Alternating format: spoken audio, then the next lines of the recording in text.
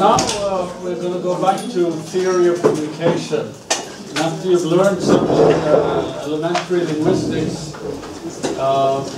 you will now see that an interesting language has been a very key aspect of theorizing on communication.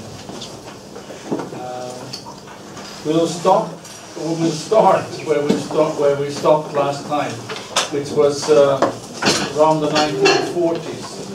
Okay? But there have been many people during the 20th century who have been thinking about language communication, and we will spend some more time now on the period between 1920 and 1970, 80. That's the main period we'll be looking at. And again, we'll be interdisciplinary in our reach, so there will be people from different disciplines appearing. And there will be quite, as before, there will be quite a bit of philosophy. In fact, we're going to start with the philosopher who has perhaps had the most influence in the past century. Who is that? It's interesting. Yeah, what's your suggestion? I have a guess, maybe it's Bertrand Russell. Well, some people might say that, but I don't think he is the person who has had the most influence. Do you know Chomsky? Absolutely not. No, Chomsky is not really counted as a philosopher, it's counted as a linguist. Wittgenstein? Wittgenstein, there we go. He came up as name number 3 here. Yes. Here he is. Ludwig Wittgenstein. Austrian Jew who, well, he had many strange properties, one might say. He is slightly younger there and slightly older there. It's common to talk about him in 2 periods, because he had one kind of ideas when he was younger, and then when he got older, he started to argue against his own ideas when he was younger. So that's why it's not unreasonable to see him as having 2 different kinds of ideas. Okay, he was born, let's see, don't I have his dates? No, maybe, yeah, up there, 1889. And he lived until 1951. He started his studies in Austria, but he was the youngest son of a fairly large family. I think he was child number 8 or something. And he wanted to study natural science. He became an engineer, in fact, and he worked on natural science problems. But in doing that, he became very interested in philosophy, so he started to work more and more on philosophy. And he decided to leave Austria, and he went to England to look for the guy you mentioned, Bertrand Russell. Because Bertrand Russell at that time, together with Whitehead, had done, he had tried to derive mathematics from logic in a book called Principia Mathematica, which everybody was very impressed by, also Ludwig Wittgenstein. So he wanted to study with Bertrand Russell. And then the First World War came, and Wittgenstein decided that he had to be a soldier in the army of Austria. So while he was fighting, he was writing his big philosophical work. Okay, and after the war, he showed this to Bertrand Russell, who thought it was very strange. But after a while, Bertrand Russell started to understand it, and he realized that this guy was probably brilliant. But by that time, Wittgenstein had left, and so he went to Austria, and he started to teach in a small school in the mountains. And it was not until 1929 somebody convinced him that he should start philosophy again, and then he gave his book that he had written, Tractatus Logicus Philosophicus. You see it up there. It was actually the first time it was published by Russell in 1922, but Wittgenstein left, as I said, and he became a school teacher.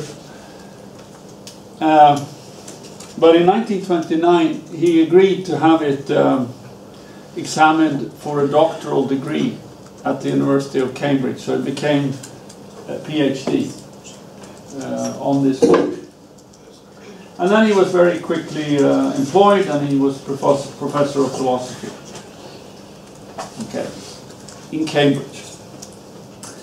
Now, in this book, Tractatus or Tractatus Logico-Philosophicus, we are treated to the picture theory of language. Now, that theory is, in fact, in many ways similar to the medieval speculative grammar theory. Similar to what we were just talking about when we were teaching you elementary logic. So the idea is that there's a tight relationship between language and the world. Language, in fact, is a kind of picture of the world. That's what Naiwa is called the picture theory. And the sentence, according to Wittgenstein in this book, can be seen as a kind of picture of the world. Okay, in developing these ideas, he came up with some new ideas. One of the ideas he came up with was the idea of truth tables. Okay. This actually is what we were just talking about before. So if we have a sentence, P and Q, it is raining and it is warm. If this sentence, it is raining, is true, and this sentence, Q, is false, then what is the whole thing? False. False. Okay? If this sentence is false and this is true, what is the whole thing? False. Yes. If this is false and this is false, what is the whole thing? True. True. No. False. Yeah. If this is true and this is true, true. Okay. This is a truth table for and, for sentences with and. What Wittgenstein did, one of the things he did in this book, was to show that you could give that kind of truth tables not only for and, but for or, for if then. Remember these words we had? For not. So not is simple. If it is true that it is raining, so here is not Q. That's often the sign used for not, okay? So if it's true that it is raining, then what is not Q? False. If it is not true that it is raining, then what is? True. Okay. So negation is always true if the positive sentence that is being negated is false, right? Understand? It's not raining is true if it is not raining. Simple. Okay, so this is what he did, and this became, you know, now people haven't seen it so elegantly done before. Actually, the ideas were there for everybody who did logic, but it hadn't been done in the simple way that Wittgenstein presented it. So, truth tables. There were many other ideas. The whole book is, what shall I say, slightly mystical in its flavor. It has sentences like, the world is everything that is the case. Originally written in German. The last sentence of the book is this. Whereof one cannot speak, thereof one must be silent. Ja. Worüber man nicht sprechen kann, darüber muss man schweigen. Anybody know German? Yeah, it was written in German originally. And there have been sort of musical recordings of this book. So there is a guy, a Finnish guy called M.A. Numinen. He's recorded the whole book in a sort of singing voice. Has anybody in this room read anything in the book? You can try. It's interesting. Okay, this is Wittgenstein 1. So this idea of the picture theory of language, this very special relationship between language and the world. a sort of static relation in one sense. People started to visit him in the mountains where he was teaching, where he was a school teacher, and they gave him various arguments against this. And he started to think, maybe I was wrong, maybe I was wrong. So in 1929, when he came to Cambridge again, and he got his doctoral dissertation approved, he spends the 1930s sort of coming up with various counter-arguments, and he writes small books where he tries to show why he was wrong more and more and more. And towards the end of his life, he dies in 1951, he sort of, you know, turned the whole thing over. But he doesn't write any books anymore. Now he leaves a lot of notes. And when he is dead, there is no finished book. So his students put the book together. And the book is published as a parallel text, as is this book actually. This has a parallel text in German and English. One page German, one page English. The next book, which is called Philosophical Investigations, published in 1953, is the same way. It's a parallel text. And here are some key ideas that a lot of people believe in still today. There are many ideas in this book. Okay, one is the idea of meaning as use. So Wittgenstein says, don't look for the meaning of a word or expression, look for its use. So, how do we apply that to the dialogue we studied, you know, this travel agency dialogue? Flights to Paris. If we had just been looking for the meaning in the Tractatus sense, we would have said these are maybe aeroplanes, which are somehow related directionally to Paris. But we would have lost the actual use of this expression. As you could see, as you could all of you see, it was a request. And we would never have been able to get that if we'd just seen the expression flights to Paris. We would have, in order to see that that can be used as a request, we really had to have the whole context, the recording of how it was used, etc. This is what Wittgenstein was starting to realize. And people had not really realized that until that time. But they were sort of taking, because they were doing written language all the time, they were taking sentences and words in isolation, and they didn't really look at the use. But we looked at some other people last time who also sort of were realizing this. You remember the names of Malinowski, Gardiner, Firth. They were all on the same kind of train as Wittgenstein. And they were all, in a sense, influencing each other. So Malinowski, his ideas about how language was used for a fishing trip were actually known, but could have been read. I'm not sure Wittgenstein read it, but it was in the air. And they were all sort of in England at that time, discussing these ideas. Okay, he has many interesting ideas in this book. Another idea he has is he does not think that there can be any private languages, and he spends time on that. So he thinks that it's impossible for a single person to have a language just for himself.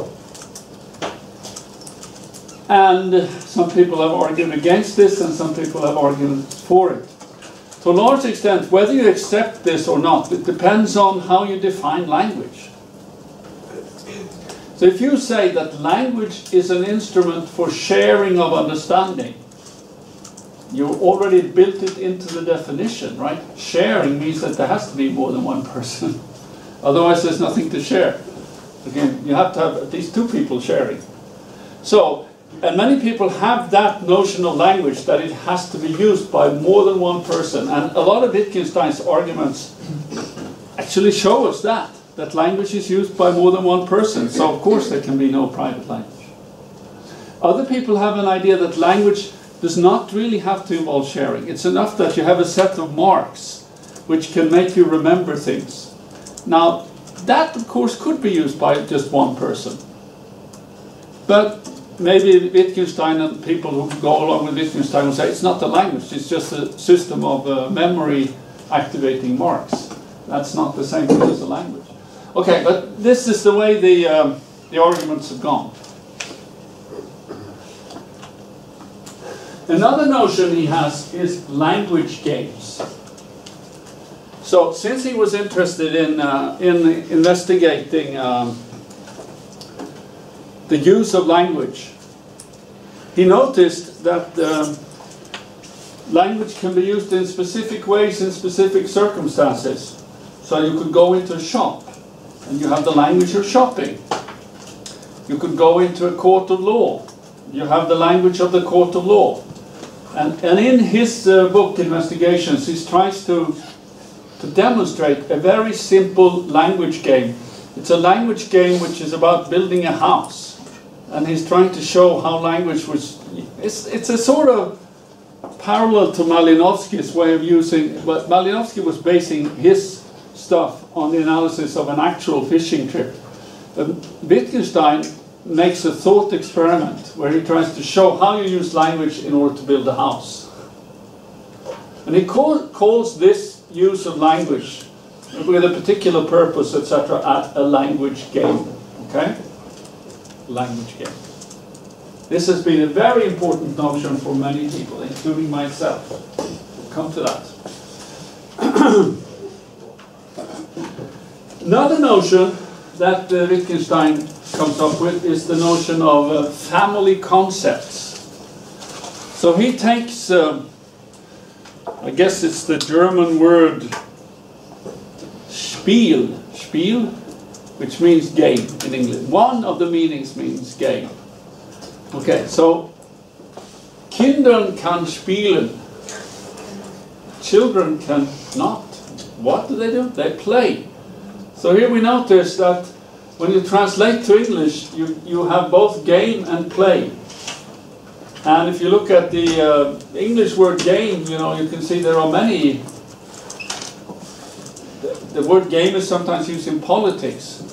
And once upon a time, the struggle between Russia and Great Britain over the dominance over Pakistan and India and Afghanistan was called the Great Game. And so the word game has been used in many, many ways. Also in German, Spiel. So Wittgenstein says there are so many ways that this word is used that maybe they have nothing in common. Maybe there's only a central part which is sort of common. But if we look at the edges, we can see that in fact what we have here is a family of concepts, not just one concept. And he was saying that many centrally important words might be of this nature. It's so that you have sort of vague borders and you cannot really find one thing which unites all of the meanings. Okay, so I'm going to make this a little interactive. So now you're going to get your first task. Try to think of a language game and describe how it influences language use and meaning. Talk to your neighbors. Yeah? We talk about non-violent communication. So that's a language game. We don't know. Conflict resolution. Yeah, but maybe Conflict resolution, that's a little more specific. Yeah. Okay, let's talk about that as a language game. That's fine. Yeah, but there are different theories about how to express yourself, not well to get an reaction from the person you're maybe in a conflict with. So now you're pointing to the fact that language games can be studied both descriptively and normatively. So people will have different ideas about what you should do in a conflict resolution situation. That's one thing. And the other thing is you can study some actual situations of conflict resolution and see what they do. But I think conflict resolution is a fine example. It could be a language game. So what kind of language would you expect in a conflict resolution situation? These are probably going to be your normative ideas now. Or you tell us, is it what you think should happen or what you think does happen? Yeah, but I had the non-violent communication, Rosenberg's theory. Yeah, Rosenberg's theory is a very special theory. Yeah. So here I'm a giraffe, I stick out my neck. Giraffe and top. Yeah. And how you're not supposed to say, you always do like that, Right. you never do like that. Right. This is full of normative statements, what you should do, right? Yeah. His theory is totally normative, I would say. Tells you what you should do to solve problems. Yeah. That's right. I mean, it's a good example. This is Marshall Rosenberg. He's a famous theorist of conflict resolution, and he has a very special theory, where everybody is a wolf or a giraffe. Or is there one more animal? I don't remember. This was. Yeah. Okay, but I think it's a nice example. Yeah, it's not the example Wittgenstein had, but it's a good example. Any other examples? Yeah. Being at the dentist. I like that one. Have you been there by the dentist, and the dentist is talking to you, and you sit there and you doesn't he realize that I can't talk? I cannot answer. That's I would say, very special language game. Or general at doctor's office, if you visit a doctor. Doctor-patient, you get a little more talk from the patients. in the dentist situation. Not so much. But it's still a possible language game. I agree. All of these are possible language games. Yeah, I think you get the idea. That's it. And so, for example, being in the dentist chair would very much restrict what language you can use.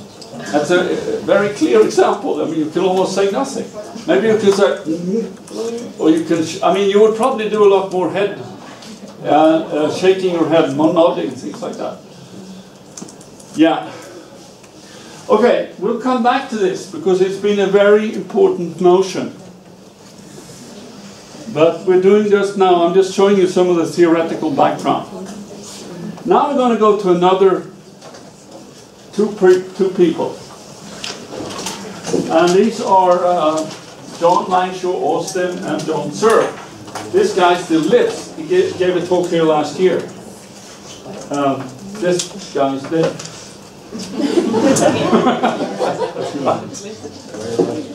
Yeah. Here we are coming into an area which was very much, let's say, inspired by Wittgenstein. It's the area of ordinary language philosophy.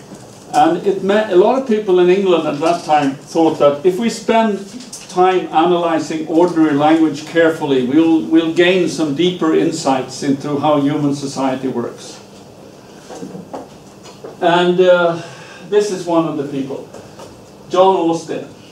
He was sort of an ordinary philosopher during the 1930s. During the 1940s, he was working at code cracking the German codes. And after the war, he started working on philosophy again. And he was inspired by Wittgenstein, so he had this idea that look closely at ordinary language and how it is used.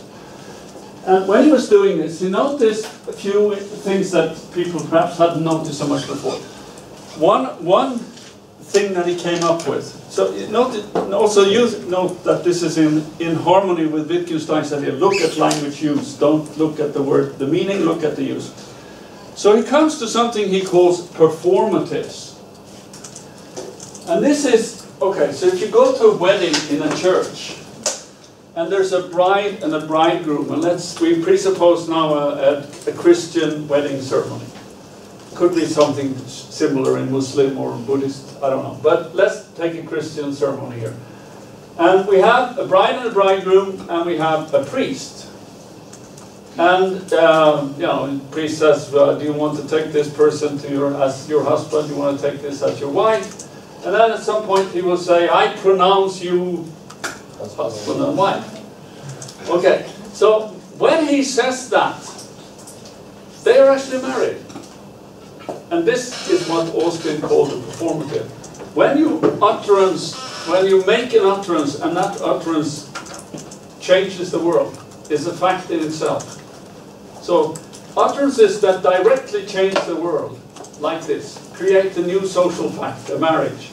Or if you go to a court of law, and the judge says, I sentence you to 5 years in prison. That's it. Those kinds of sentences he was interested in, and he called them performatives. And he has a lot, he had a lot of talk about different kinds of performatives and their functions and what they did. And then people started to point out to him that maybe this notion of performative actually is a lot wider than you had thought. So for example, if I say, it's raining, am I not performing a particular speech item? Am I not making a statement? And Austin said, yeah, maybe you're right. You want to ask a question? Yeah, I was talking about performatives. So you have to change the word to be a performative, but does not the language change everything? I mean, when you say something, you are changing, not physically, but maybe you are changing the opinion of the other person, or you are changing... No, this is not opinion, this is a social fact. If a priest, if you have a bride and a bridegroom, and the priest is ordained in the church and has the right to do this, if he says that, then you will married after that. And it's going to be a big problem for you to get a divorce, at least in Christian countries. So it's also that happens for real, physically. What? It's something that happens for real, physically. Yeah, it changes reality. Okay. Yeah. So that's where he started, with sentences of that sort, or utterances, sentences of that sort. But as I said, as he went on, people started to say to him, but maybe your idea could actually be used in a wider sense. So whenever you say anything, you ask a question, aren't you performing an action then? How are you feeling today? Isn't that an action? Isn't that something you're performing in saying it? So he said, maybe so. Maybe I can extend my theory of performatives to a more general theory of linguistic action. So he did that. And then he developed this theory here of speech acts that have three aspects: locutionary, illocutionary, and perlocutionary. Locutionary means, if I say, it is raining, it's the words. That's locutionary. The action I am performing is in, this is Latin, so this is in, which has become ill, and locution means to speak. So, in speaking, the action in speaking, for example, a statement. But of course, if I say it is raining, it also could be a warning, so take your umbrella. Perlocution means through speaking. What are the effects on the receiver, on the listener? So, you could have become scared, or you could have become happy. I mean, many things could happen. That's the perlocutionary aspect. So, he said we should look at speech as having a locutionary, the words, the syntax; illocutionary, what action is being performed; perlocution, what effects are being achieved. And then he said we can study this by describing the speech acts as having felicity conditions. Felicity means happiness. So success.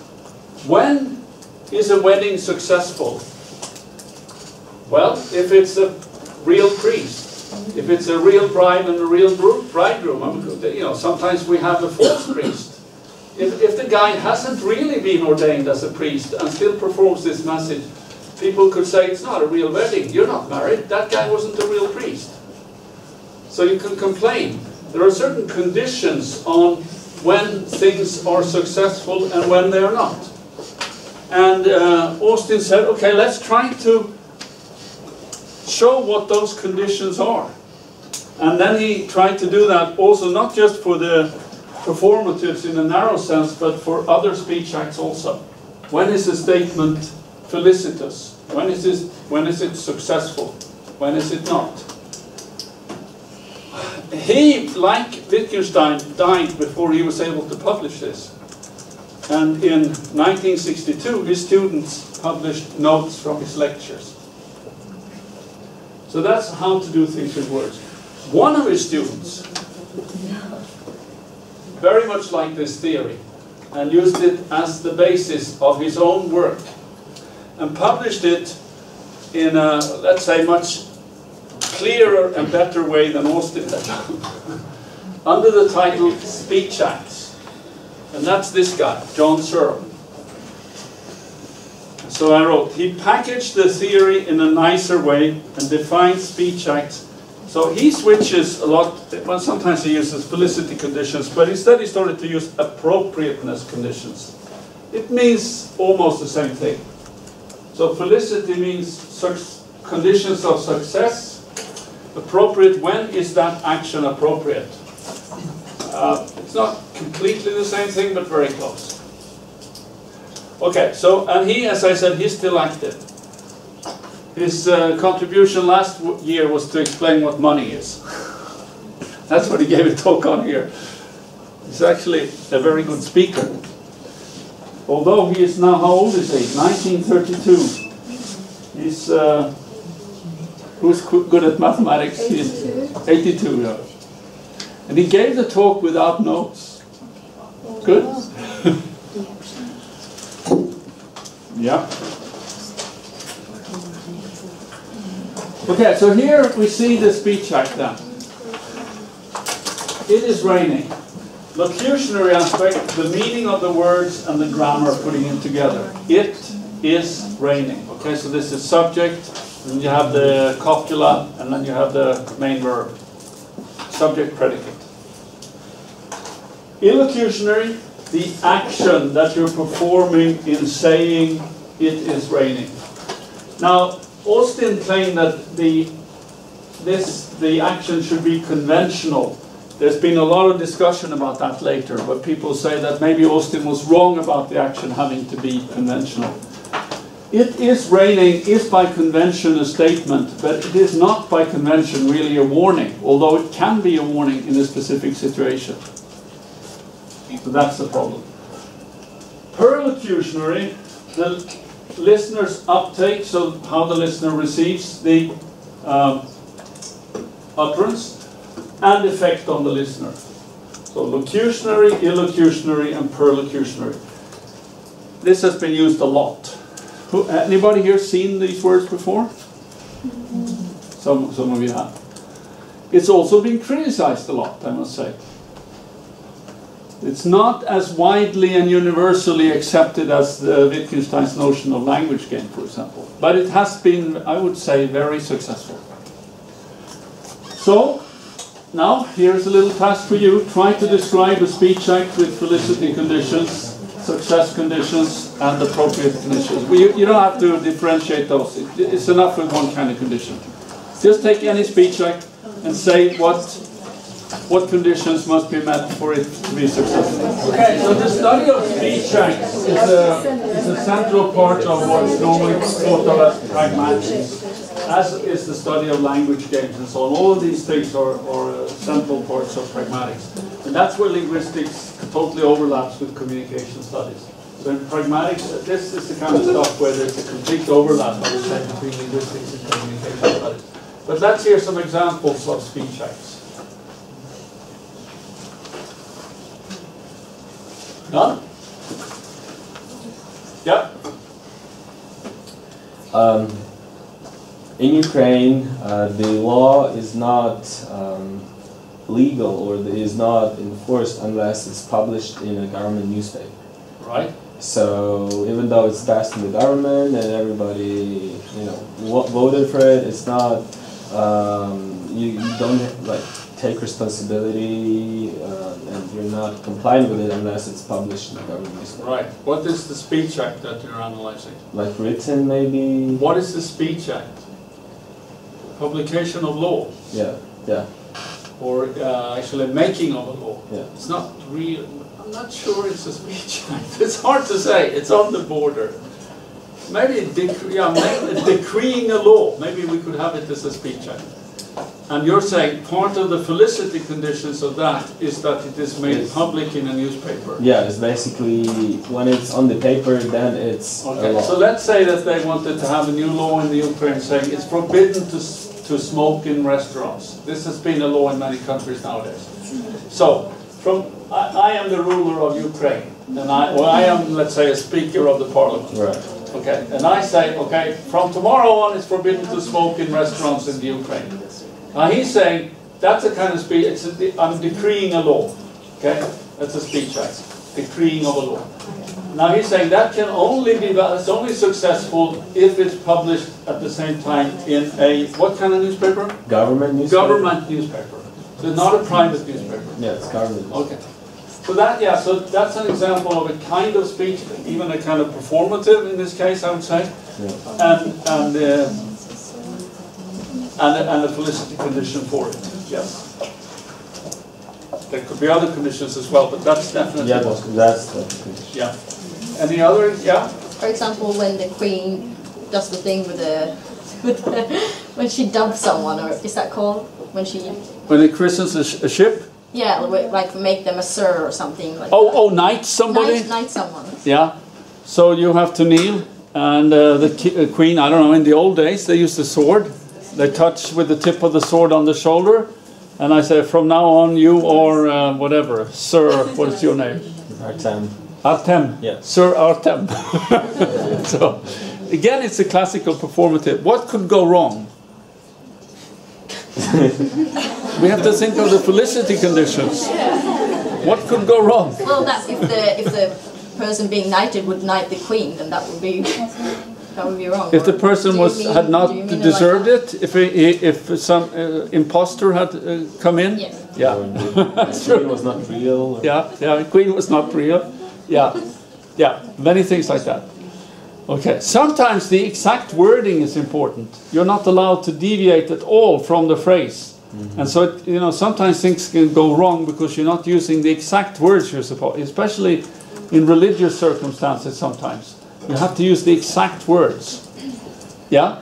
Isn't that the same when you arrest someone, that you have to use the exact words of you're now arrested, you can have a lawyer, you have to say something like that? I don't really know it, but if you say the wrong thing, that person, I don't know, maybe you have to see too many TV shows, but I know that sometimes when they don't say the right phrases, then you are officially not arrested or something. It could be. I'm not sure. I don't know. It could be. It seems a little strange that if you missed on some word, you're not arrested. I don't know if I believe that. I'm not sure. I don't know. Yeah? First, I have a question. When we say a speech act, we must say it out, or we can, if we use written language. That's why, remember earlier today, I actually taught you this morning, right? I didn't use speech act, I used communicative act. Remember that? I said, what communicative acts do we have? For that reason. I wanted a wider word which would cover both spoken and written language. And it's a little uncomfortable maybe to talk about speech acts in writing. But it's okay to talk about communicative acts. Right? Would a locutionary speech act be just any utterance? Any utterance has a locutionary side, yes? But then you have to figure out what the illocutionary and even more difficult, perhaps the perlocutionary is. Does every utterance have?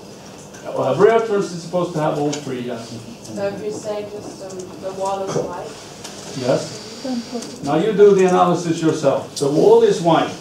So you've already made the locution. So that's the locutionary. What action are you performing? Just saying the words? No, we have words in linguistics for the action you're performing. You're making a statement or you're making a claim. Claiming or stating, these are all speech act words. They are illocutionary. Okay, what effect is achieved on the audience? Make people look at it? Yeah, I mean that's actually harder. It's the weakest part of his theory. So you could say they are informed, yeah, or something like that. In some cases, you can use the same verb. If you had warning, for example, you could say, I warned him and now they are warned. That means that, they've heard the warning. And so that's the perlocutionary. Like when we say, don't touch the fire. Sorry? Don't touch the fire. Don't touch the fire. That's a warning, yes. And if, don't touch the fire is also a request, right, or an order. Okay, but at the same time, it could be a warning. So that means that sometimes you can use several speech act labels about the same utterance. They are compatible with each other. This is a request, which is a warning. And the effect is that the other party is warned. That's the perlocutionary. Yeah? Yeah? Okay, so we were discussing this one, pass the salt. What? Pass the salt. Pass Like the if salt, you're- yes, pass the So salt. pass the salt. Yes. So the action performed is it's a request. Yes. And then in order for it to be felicitous, Yes. you have to be passed the salt. Right? Yes. Is that correct? Yes. Okay, so then we were kind of getting a little bit further. That's the into it. result, so to speak, of the whole thing. Right, and then so we So were let's talking- say there's no salt cellar on the table. Yeah, exactly. And then we were talking about being polite and saying, Yeah. please pass the salt. Yeah. And then we were talking about saying, can you pass me the salt? And Right. then I was curious about this because this is very personal. It's what my dad would always say to Yeah. me. So I would say, can I go to the bathroom or something? He'd be like, Right. I don't know, can you? Like that. Yes, that's very good. And then I would get all Your annoyed daddy like is a that. great literalist. So I was wondering, like, if that's actually the case, and like, if you could Yeah. say, could you tell me what time it is? Like, yes, I can. Yes. But then you're supposed to say, what time is it? Yes. So, I agree with your dad. Your dad has an intuitive feeling for semantics and pragmatics. Yeah, very annoying. Your dad goes on, he sort of listens only to the semantics and not the Yeah. pragmatics. Yeah. Yeah, I agree. Yeah, so that's actually one of the things. But why are those can and could sentences, why do they get a stronger meaning? Yeah. Yeah, actually that's one of the things we're going to come to, but now we'll take a short break.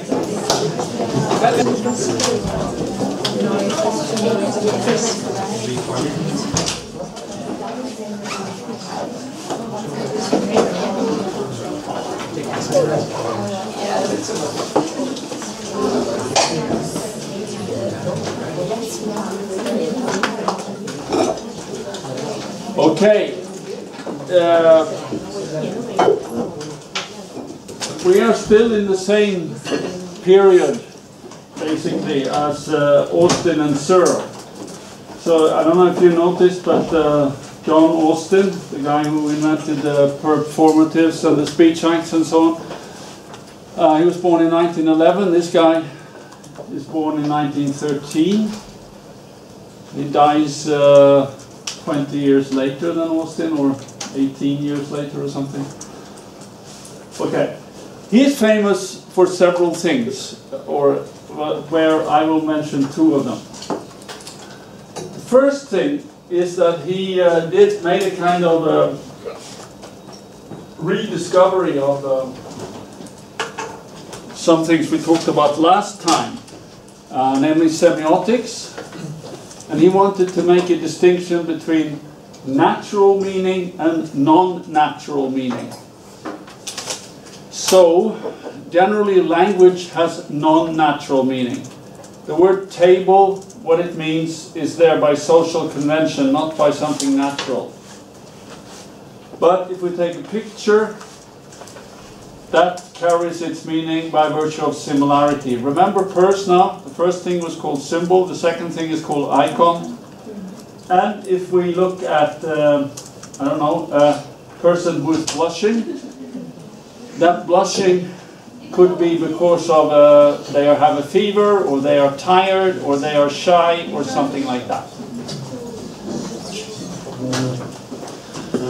Okay, so that's what Peirce called index. So what he does is he makes a kind of division between, in Peirce's terms, symbols and then icons and index. So two kinds of natural meaning, similarity and causality.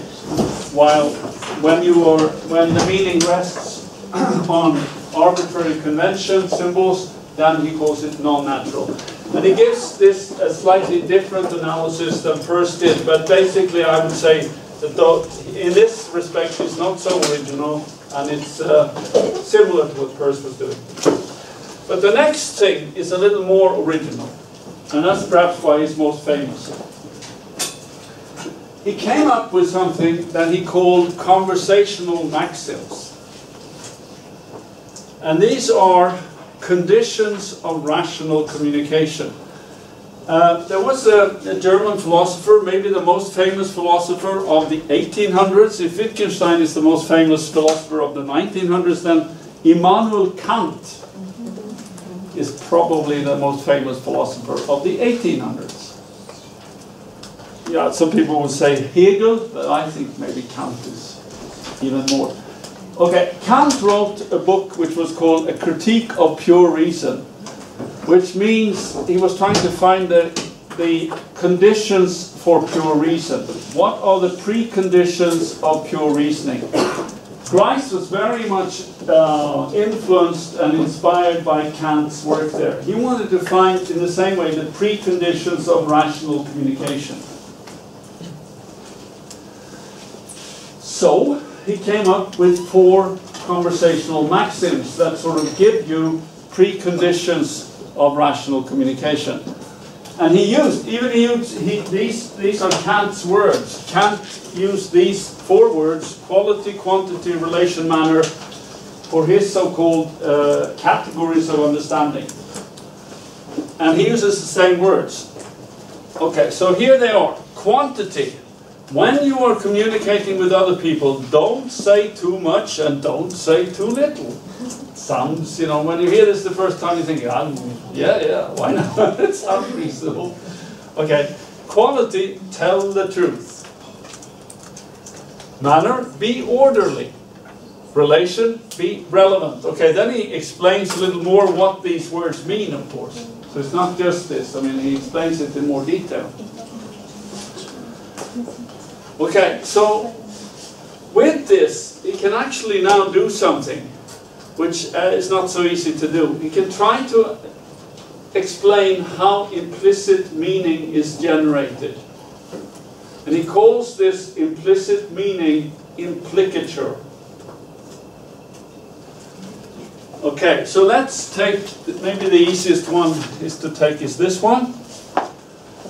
Let's say we generally have the idea that we should tell the truth. And if we lie, and we don't want other people to discover it, we talk in such a way that it's hard to discover. But if we tell a lie, and we had an example this morning, I think. What was that? I have never heard that before, right? You said that? Okay. I've never heard that before.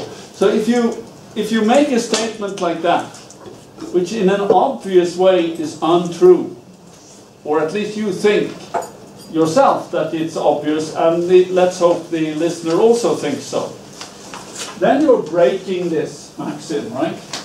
Tell the truth. You're supposed to tell the truth all the time. But you're breaking it in such a way that it is obvious to the recipient. Grice calls this flaunting. Do you all know what the word, or maybe you don't, does anyone know what the word flaunt means? No. It means to openly show a kind of disrespect for the maxim. You understand? So he's lying in such a way that it is obvious to the other party that he is lying. And when you do that, a new kind of meaning is generated. You understand that this person is not lying, but he's being satirical or funny. That's the new meaning. So you don't take this anymore as a lie, but you take it as a satirical utterance. Okay, so he's generating a new kind of meaning by, in an open way, breaking this maxim. In a way which is obvious to the listener. So what Grice showed is that we can go through ordinary conversation. We'll find people, they are aware of these maxims, but they also openly break them. And when they openly break them, they generate new meanings. You can also generate new meanings by following them. Okay? So I'll give you an example. The first example I gave you was flaunting the maxims, openly breaking them. You can also generate by just following them. So, okay, so if I ask you, what time is it?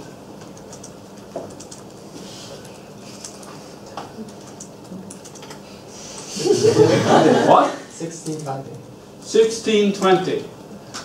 Normally I would believe he's telling the truth, right? Yeah. Okay, why? This.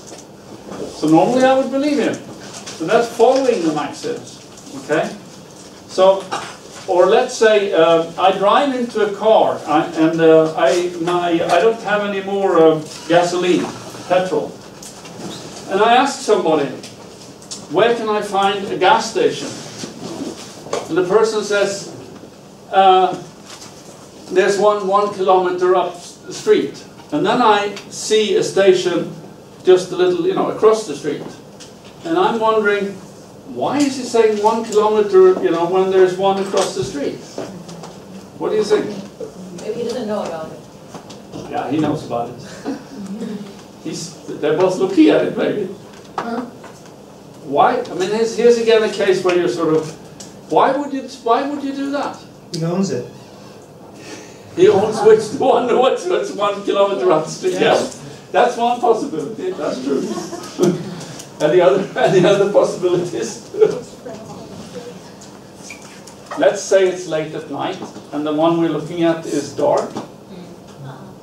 Okay, so maybe what this guy is doing is obeying the maxim of relevance, relation here. He's trying to help you by giving you a gas station which is open. So if you ask that question, you probably you need gasoline for your car. So that person who hears the question is thinking, what do you want? You need somewhere where you can buy gasoline. Obviously the one across the street is closed. So that's not going to help you. Okay, so the implicit thing here is that if you go 1 kilometer up the street, you'll find a gas station which is open, which can help you. You understand the way this is supposed to work? You follow these maxims either by following them straight off, and in this case you could say that you're following the maxim of relevance, you're giving relevant information, or you can follow them by openly showing disrespect for them, by openly flaunting them. Okay? This is implicature, yeah? So what's the new meaning when you tell the person that the gas station is a kilometer up the road?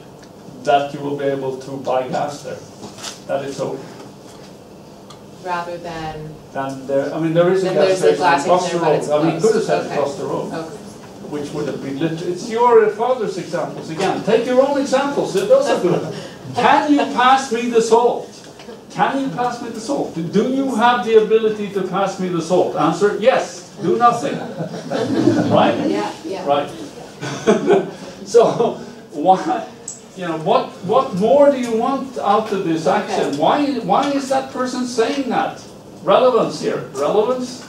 Okay? So in order to be relevant, you're not supposed to just answer the question about ability. You have to think, why is he asking that question? I'm supposed to use my ability to do something for him, right? And so then you pass the salt. Okay, that's the way these things are used. In order to look at what things are meaning on the semantic level. This is why pragmatics comes into the picture, okay? Pragmatics gives you much more of a way to talk about and handle implicit meaning. Meaning which is not explicitly there. And that's very, very important in all communication, and it's a hard thing to analyze. This is one of the first attempts to do that. That's why he's famous. Okay, I have a complaint about this. I will come to my own theories in due time.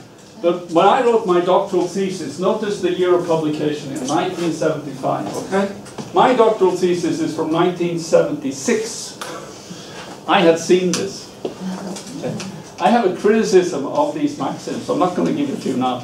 But okay, and so one of the criticisms I'm going to give you now. In here, there's nothing about ethics. This is all supposed to be about rationality. But if you take, for example, the example we had here about the gas station, why should you help this guy to find an open gas station? You're trying to be nice to that person, right? There's pleasure and pain involved. You're trying to not give the other guy pain. You're trying to give them pleasure by having possibility of buying them what they need. That's not rationality. That is actually ethics. To be nice to people. Why should you be nice to people? Why should you have compassion for other people to speak in a more Buddhist way? So, the simple thing is, it actually can always be rational to lie, but it is unethical. Unless you do it in the way Grice also discussed, the flaunting way.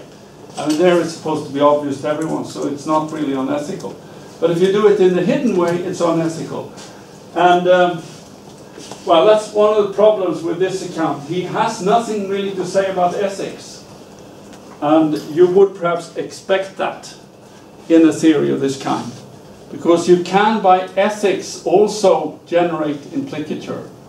And that's one of the things that I tried to show them. Okay, so that's Rice. Another person who's working at the same time as Habermas, and we'll come to him. But before we do that, I would like you to yourself try to generate some implicit meaning. So, talk to your neighbor and try to generate something implicit.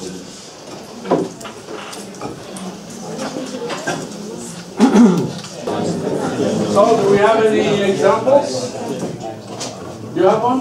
Yeah, I Yes? have one about relation, and maybe I could ask someone that has white hair, is your hair white? And Yes. he or she could answer, is the Pope Catholic? That is... Is your head white? Your hair white? Answer, is the Pope Catholic? So what could be the implied meaning of that reply? So always that hair is white. That's what you mean? Yes. So what's the implicature from that? That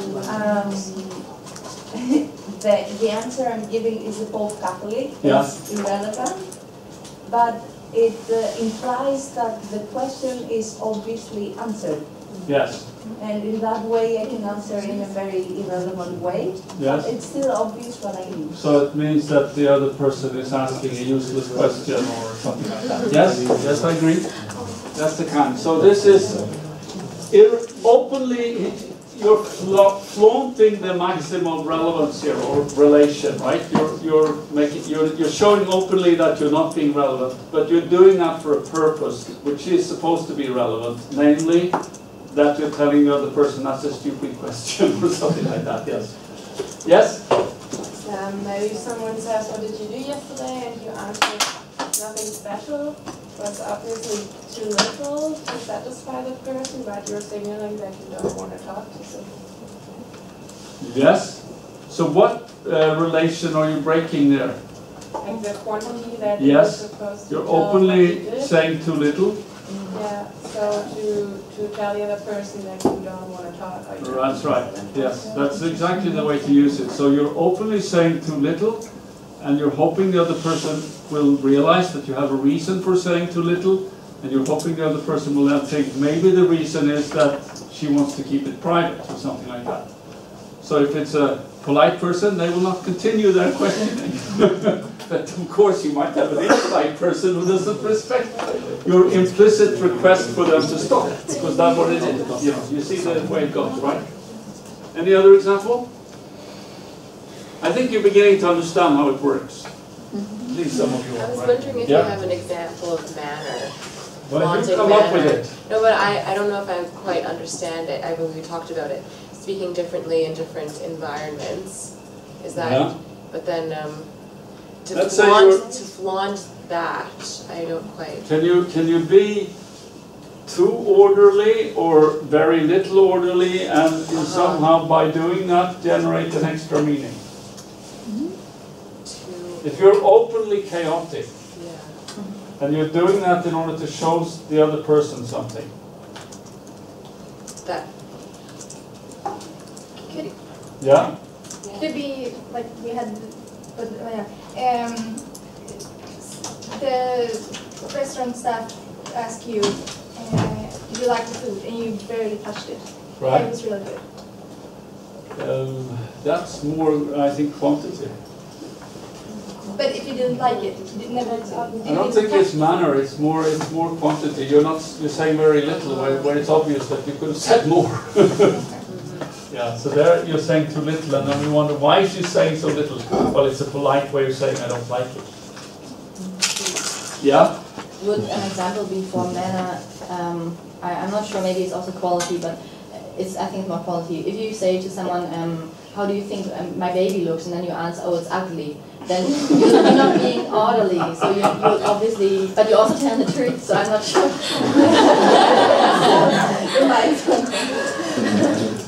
I'm not sure it's captured, so it's not really manner in this sense. I think it will be captured better by my maxims. Yeah, Actually, this is unethical. Okay. I mean, because you're giving the other person pain, right? And so if you're doing that in an obvious way, you have to wonder why. Why would somebody choose to actually say openly you thought their baby was ugly? What's the implicature you have in mind? I'm not sure, I just that. Yeah? Maybe when we're in a very informal situation and we want to sit somewhere and I ask you, do you want to sit here? And you answer, why, yes, my kind lady, maybe you can sit here, and you're being too over. Yes, that's saying too much, so to speak, right? Yeah. And what's the implicature? That we are so comfortable that we can be too formal and generate the meaning that we are informal. Yes, I agree. That could be definitely one way to do that. With manner. Which, yeah, maybe it's manner and quantity together in this case. Okay. I agree. Yes. Yes. Okay. I see that you're getting the hang of this. Now we get to Jürgen Habermas, and he's still alive. He was also working in this field. There were many people working in this field in the mid-70s. And he writes a book about, or a paper actually, about universal pragmatics. And so for him, it's not the preconditions of rational communication, but he's writing about the necessary conditions of common understanding through communication. Okay, so this is the same year that I wrote my thesis. And we have different theories, I can say that. I'm not going to go into this theory so much because I think that Rice actually is more interesting. But if you go into Habermas' theory, he came up with a book where he sort of put his universal pragmatics into a bigger theory in 1984, Theory of Communicative Action. In this book, what he tries to do is to combine speech act theory, Austin Searle. He used to invite Searle to come and lecture in his university. And then he added Max Weber and Karl Marx. He's sometimes counted as part of the Frankfurt tradition of critical thinking. But he is sort of half in and half out, I would say, of that tradition.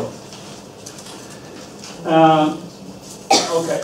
As with Grice, I would like to criticize Habermas. He has no separation of ethics and rationality. In the case of Grice, he leaves out ethics. In the case of Habermas, he sort of puts in ethics, but puts it under the label of rationality, which I think is not so good. But I invite you yourself to read his stuff.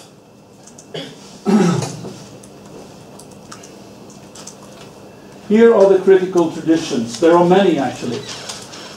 They have in common that they have often a kind of Marxist influence. And they have one big question that is in common for all these people. They ask this question, in whose interest is this being communicated? So if you look at some of the people who were first here, Marx, Horkheimer, and Theodor Adorno, they spent time on analyzing, for example, advertising. And then they will look at the advertisement and they will say, in whose interest do they say this? Well, obviously, in most cases, it's in the interest of the person who's trying to sell something. But it becomes much less obvious when you can look at, let's say, political or religious statements, and then you still continue to ask, in whose interest is this being said? So that's a very, very good question. And nowadays, whenever I see an official statement by any person, they will say, we need more language teaching for non-Swedish people. Okay? Let's say that statement. I see that. What do I think? Who says this? if I notice it's a Swedish teacher, and I think, in whose interest are you saying this, my friend? Is it in the interest of those who are being taught, or in your own interest as a language teacher, so you get more work? Okay. So, you know, you can have this question. It's a very good tool in many circumstances. And it is actually, I would say, it's the central question always when you do this kind of critical analysis. Who has something to gain by saying or writing this right now? And what do they have to gain? Okay, that can be elaborated in many different ways. And so we have some different traditions. Here is a guy who a lot of people think is a main person who has elaborated this. His name is Norman Fairclough, still alive, 1941 born. And he used to be professor of linguistics, I think in Lancaster. And he's written, he's actually coined this term, critical discourse analysis. And I think he may even have a book with that name. Anybody, have you seen this before? Nobody? Yeah. Quite popular with communication people. Also with other people, political scientists, sociologists and so on. Economy, a lot of people. Here is another person who is sort of in the same tradition, Ruth Wodak, also still alive. She is sort of concentrated on texts which are racist or xenophobic or anti-Semitic. So she tries to see, you know, here we have some either explicit or implicit criticism of foreigners or of a specific race or things like that. And she has written many, many papers where she's demonstrated this kind of analysis. I think she's also head of a kind of center, an anti-racist center of some sort. She's Austrian. I think she's professor in Vienna.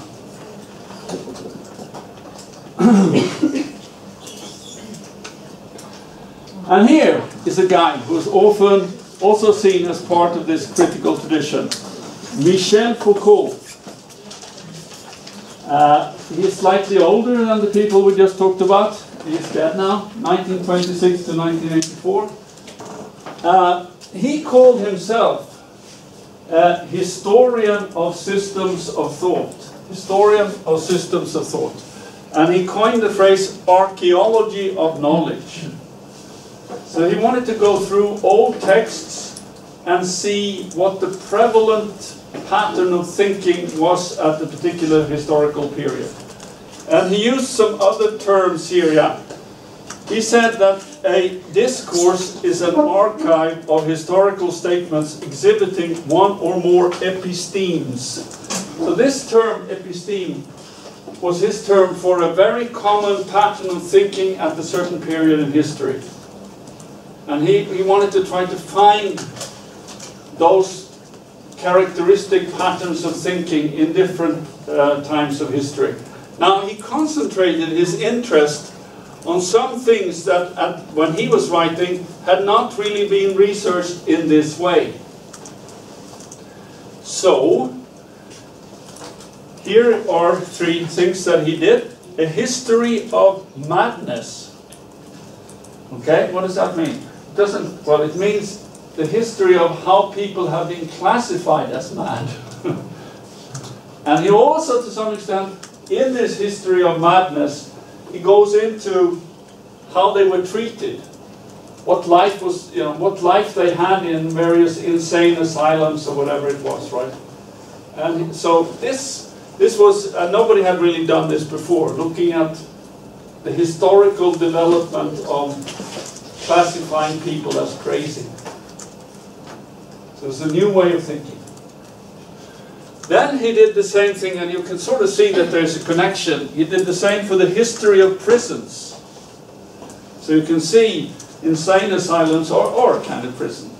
And so it was not so strange that he, when he had been thinking about how people were called crazy and put in an insane asylum, he would come over to the question of what are prisons and why are people put in prison and how are they treated in prisons. So one of the ideas he had, and there's a liberal thinker called Jeremy Bentham, who had the idea of the panopticon. Have you ever heard about this? You have. So you have a kind of circle in the middle. The prison is built as a circle, right? Here, there are some people sitting here, they can see all the cells. The cells are around here. Nobody can do anything without being watched from this central part. And he was, he was discussing to what extent this idea has been a very important part of the idea of how prisons should be built and how people should be watched in prisons, etc. And then he wrote, this was his last work, The History of Sexuality. How has sex been conceptualized through the ages? It's perhaps of interest to note that he himself was homosexual, outspoken, so he included, I guess, both hetero and homosexuality in his analysis. One thing, in his analyses, he's very often coming back to a focus on power relations. And he sees how power is played out in madness, in classifying people as mad, how it plays out in prisons, and how it plays out in sex. And he comes up with some new ways of thinking about power. One way is the notion of micropower. And he believes that nearly every human relation has an element of power in it.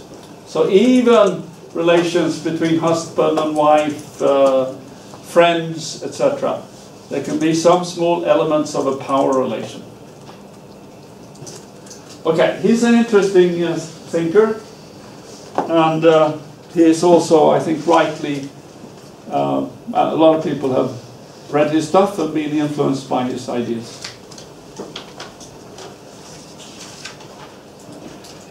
And here we got another French guy, Jacques Derrida, 1930 to 2004. He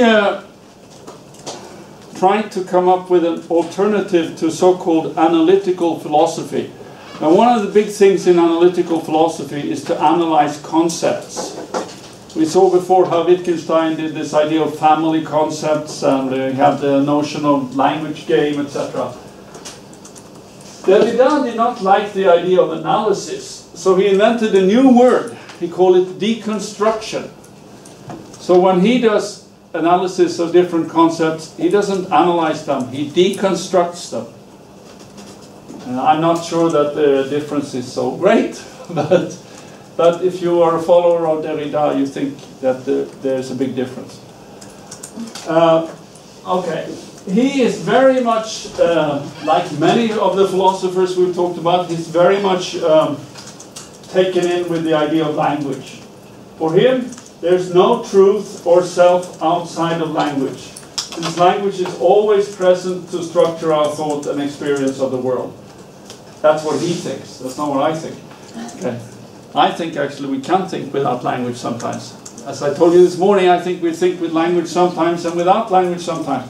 But for many French thinkers, for some reason, they always tend to think that we think always with language. And Derrida is one of those thinkers.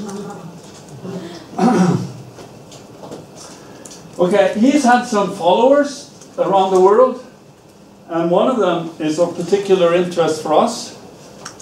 It's a guy called, I'm not sure how to pronounce his name, Briankel Chang. And he's professor of communication at the University of Massachusetts in the United States. And he has done a deconstruction of communication. So if you are interested, you can look that up. What happens if you deconstruct communication? And you can see what the different, I mean, when I give you a definition of communication, I'm giving you a kind of analysis of communication. You can compare that definition and analysis to a deconstruction. And you can see what the difference is. Jacques Derrida. Okay, then in America, notice that most of the people we've talked about so far have been European. I don't know if you noticed that, but that's the way it's been. And they've all been fairly philosophical. In America, we find that they are much less philosophical when they study communication. And there's been a much stronger emphasis on doing empirical communication research. This trend, I mean, there have been many people in America who have said that, but here is one guy, that's this guy, called Hovland, 1912 to 1961. That was one of his main messages, was that we should not just do armchair thinking, like some of the people we have been presenting today, but we should also do empirical research on communication. And in general, when you look at the American tradition, that's what people have done. They have made much smaller theories than in Europe, and then they have looked at them experimentally or sometimes with questionnaires. So here is one of the more famous people who have done this. This is Robert Bales, it's over there, 1906-2004. He's maybe the main, or the first real champion of small group studies.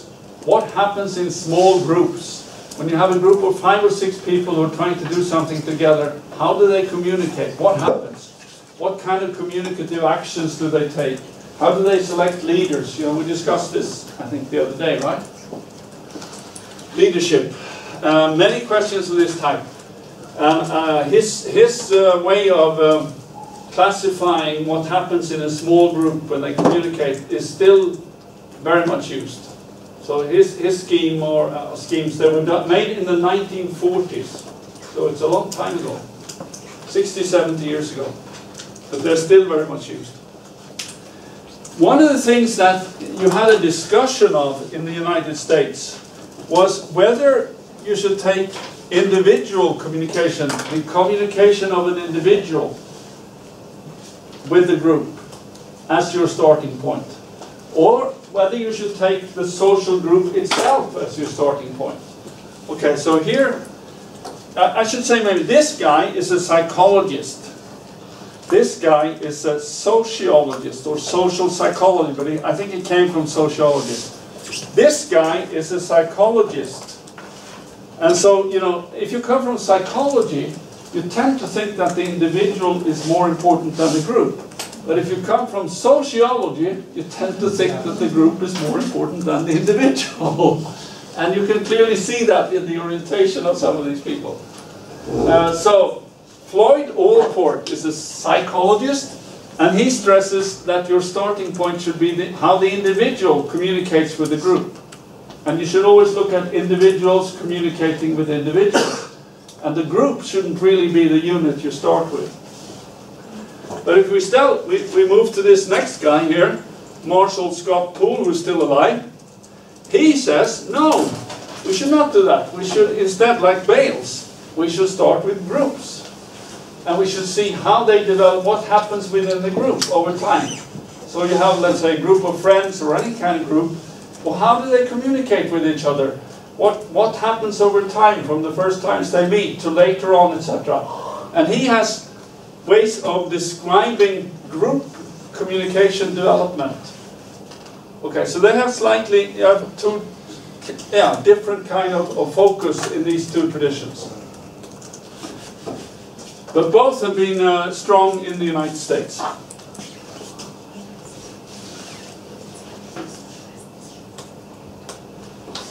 Okay, here are some more people.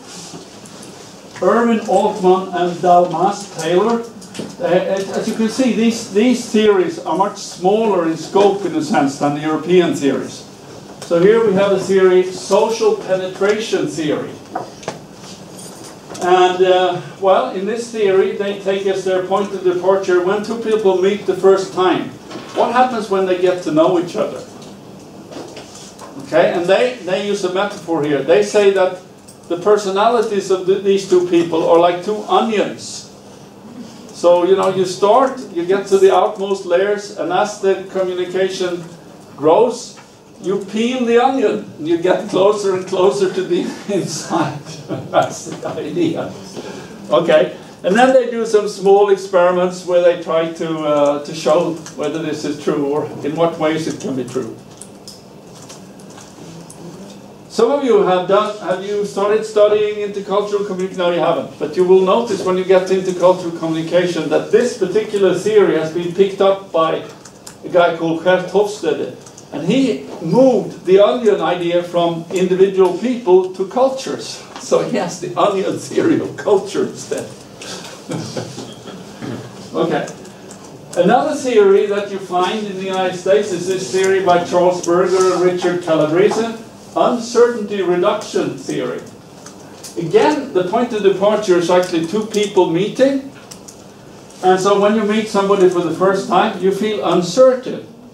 What is this person like? I don't really know.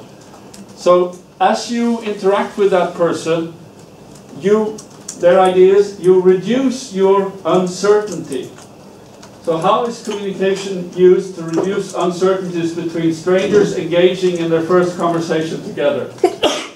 Notice that this is related to the Shannon and Weaver account of information.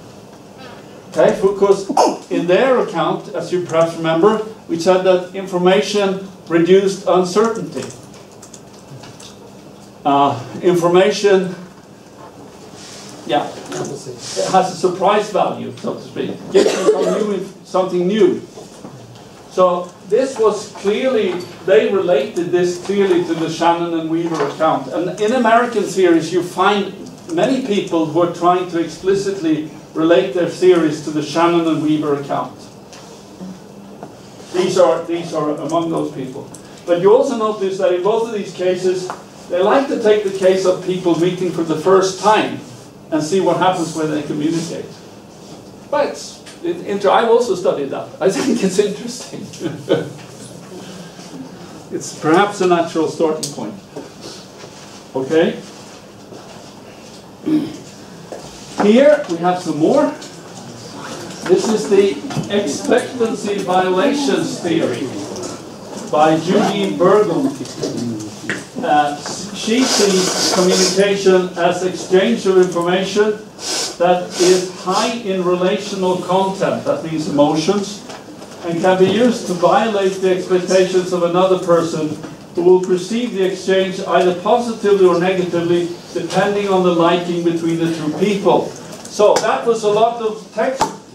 I will demonstrate this with my friend here. So I did something that he hadn't expected. You didn't see him, but he went like this, right? Did you like it or not? I'm trying to avoid it. You're trying to avoid me. Yes, you cannot. You're on the first bench. Right. Okay. So anyway, the idea is that when you communicate, you have expectations about each other. For example, you have expectations about how close you're supposed to be to another person. Now, if you violate those expectations by going a lot closer than is expected, what happens?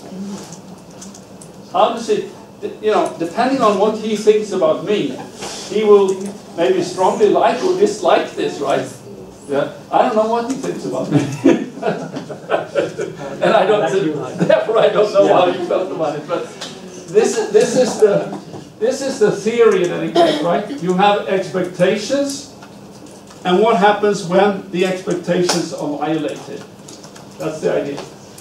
And she has actually studied exactly the case I demonstrated, namely when people move closer to each other than is expected, or they stay away, they stay further away from each other. This is all related to another theory in intercultural communication that a guy called Edward T. Hall had, of personal distance, which is different in different cultures. Maybe you've heard, you will hear more about this later.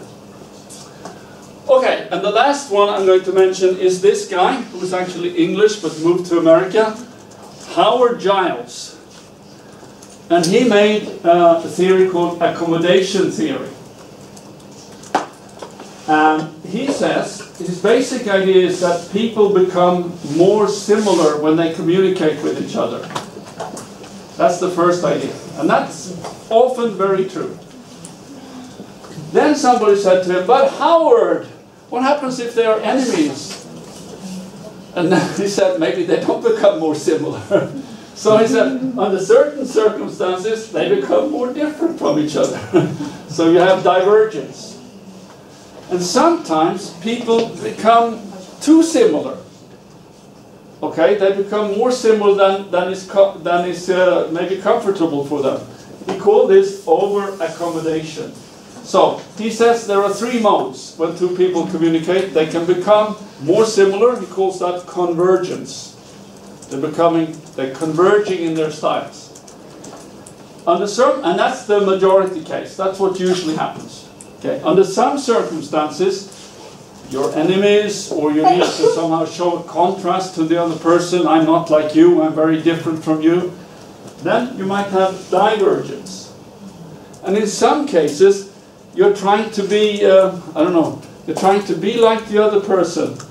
And, well, then you do a little too much of this similarity stuff. And what happens when you do that? Sometimes people experience that as being patronizing. You know what patronizing means? Some of you do. Okay, you're sort of overbearing, and you're taking care too much of the other person. Okay, so this actually is a quite good theory, and it's still used. But I should say that this observation that people become more similar when they communicate actually is part of many theories, not just this theory. And one of the more classical ones is a French theory that I haven't mentioned here, by a guy called Tard, Gabriel Tard, from 1904, and he calls it imitation. Okay, you know, if people if they become more similar, that's a kind of imitation. Sometimes it's called mirroring, sometimes it's called alignment. So there are many words here. Okay, that's Howard Giles. That's actually all I had to say today.